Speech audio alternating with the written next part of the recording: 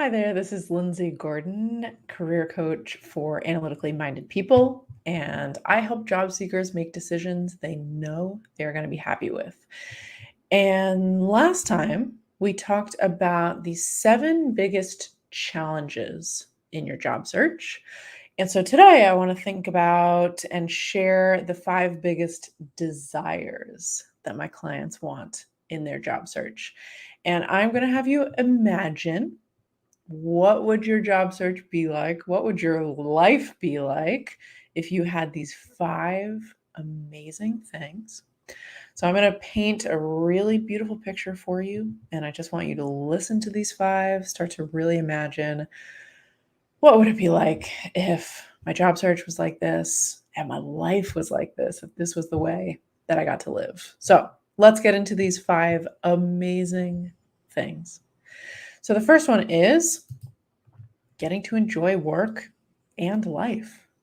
And that sounds like waking up excited to go to work, able to come home and actually relax and focus or think about other things other than work. That might look like working on something you're actively choosing to do. For a lot of people, this is no longer complaining about my job to my partner, to my friends, to whoever else, to myself. Some people get tired of complaining to themselves about their job. Then people get to spend energy on things that matter to them more, like family, friends, hobbies. They feel relaxed and clear about where they're going. They feel excited and hopeful, and they can really exhale and trust that their path is leading them somewhere. So when we get to enjoy work, it so often has a big effect on how we get to enjoy life. So if you're imagining that and that already feels good, we're only on the first one. That's just the first desire for this job search and life that you get to live. So, 1, getting to enjoy work and life. Okay, what's the second thing that my clients desire? A way to gut check options for good fit. And this looks like a better idea of how to evaluate opportunities against my values and needs. It looks like knowing the difference between whether an idea or job sounds good in theory versus reality. That dream job that I'm imagining, is that actually what I want? Or am I going to make a move and then not want that thing? And then also knowing what is worth applying for and what is worth passing on. And just even thinking about that one, how much time and mental energy and attention would that give you to be able to know what is worth applying for and what is worth passing on? So that's the second one, this way to gut check options for good fit. Next, they desire clear-headed decisions and direction. And that can look like having a solid plan for what's next. That can look like using both feelings and logic to make decisions. Because I know that as analytically minded people, we can sometimes get stuck in the logic and the rational thought and the analysis paralysis, but we also need to involve our feelings, our emotions, our bodies to help us make those decisions. Because as you probably know, rational thought is not going to always get you there. This might look like moving past a feeling of being lost and confused and feel like you really have clarity in your path going forward.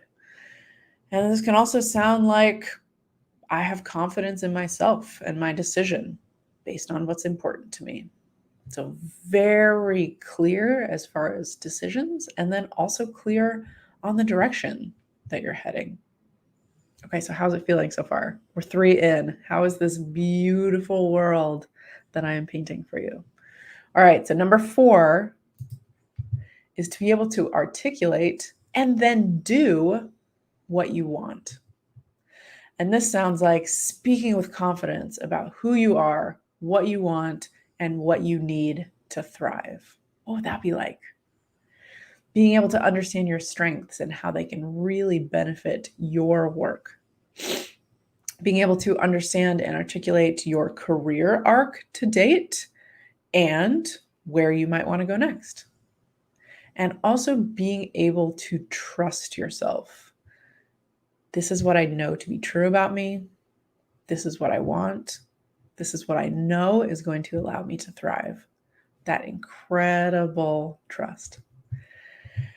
And then finally, the last desire that people have is to feel some excitement about possibilities rather than just scrolling and saying, oh God, none of this looks good, or does everything look good? But then that's definitely a trap because I don't actually want to do anything. It just means I don't know what I want.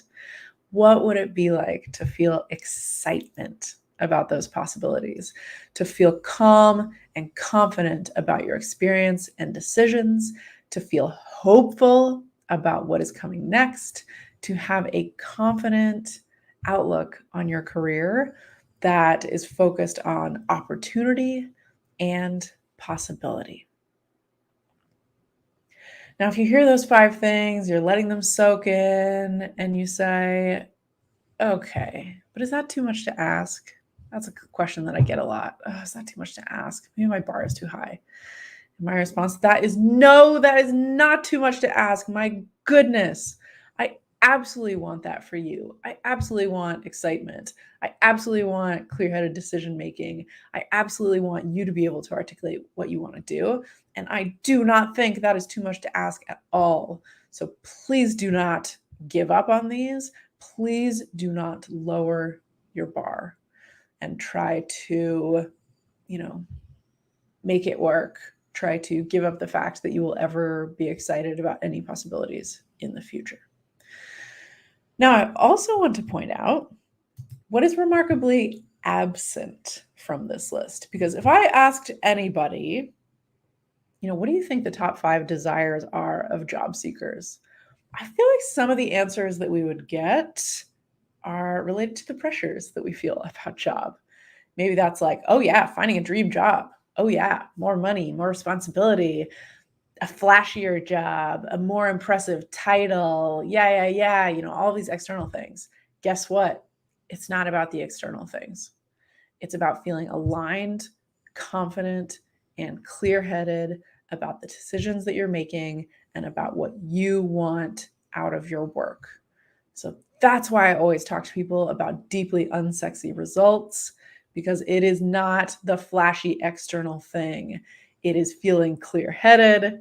It is being able to make decisions that are a good fit. It is being able to enjoy the time you spend at work and enjoy the time you spend in life and feeling excitement about what comes next. So I would love to hear from you. What would it be like for you to experience all 5 of these things in your job search? And then how would that impact your life? So I hope that gives you something to work towards. I hope that helps you not give up on achieving these 5 things. And next, we're going to talk about some of the outcomes that people discover doing this work. So if you want to learn more, if you want to hear even more resources, read more about this, you can always check me out at alifeofoptions.com, and hope to catch you next time.